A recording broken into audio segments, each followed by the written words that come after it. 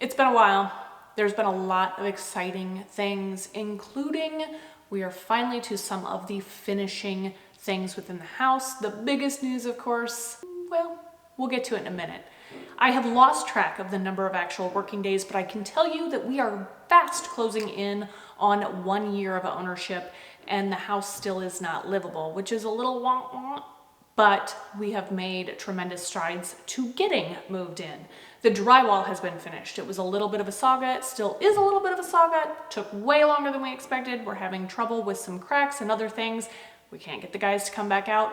People tell me that that's just standard for working with the trades, which if you're in the trades, is that a thing? Like, why can't you just fix stuff that needs to be fixed? I'm sorry, that's very accusatory. I shouldn't say it that way. I don't understand the mentality. Do it well, do it right, do it on time.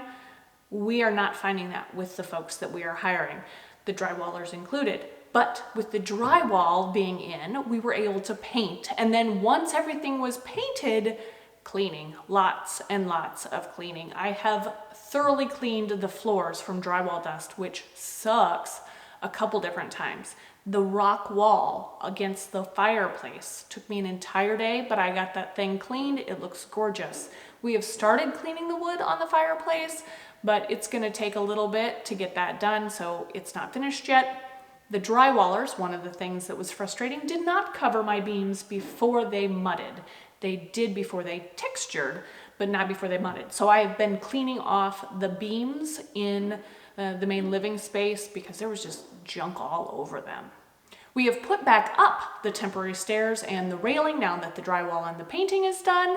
We have cleaned out the garage and underneath the garage because we went ahead and did concrete coating or epoxy in those two areas just to give it a little bit more finished look and make it a little bit more usable for our goals. I picked a color called Jawbreaker, which looks a little bit like a terrazzo floor, and it's got some fun, funky colors in it, including teal and like a burnt orange and stuff that makes my parents cringe.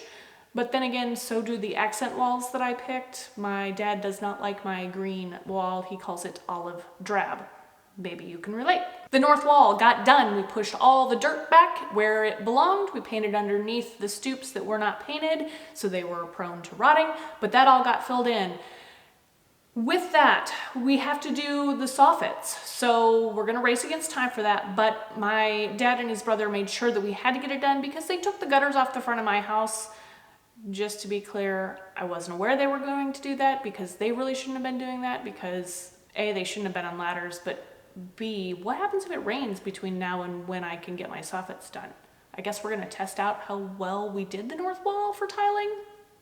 With everything being painted and finished, as far as the walls, we have been putting in outlets and lights. It is awesome to see lights and light fixtures that I picked out months ago being put up. We have several put up. We still have to select the location for a couple of the recessed lights before we put insulation in the attic. Again, racing against Mother Nature on no insulation in part of the attic at the moment. I think we're gonna make it because it is an unusually warm November around here. So everybody cross your fingers that we make it in time before it gets really super cold for both getting the insulation in and getting the soffits done. I don't want any more creepy crawlies in this house. Soffits will help with that. We moved Chris out of the temporary shop location that he had, and boy, was that a big undertaking, but now it's done. One more thing that we don't have to worry about. The 30 by 60 and 40 by 60 buildings are full of stuff now. It's a little chaotic, a little unorganized. Kind of gives me a little bit of anxiety to think about all the crap everywhere, but that's okay because the biggest news, the most exciting thing that's happened in a long time that really, I happy danced. I can't lie. I was so thrilled. I just danced around and I opened all the drawers of the kitchen cabinets. I am thrilled. I spent hours designing that kitchen.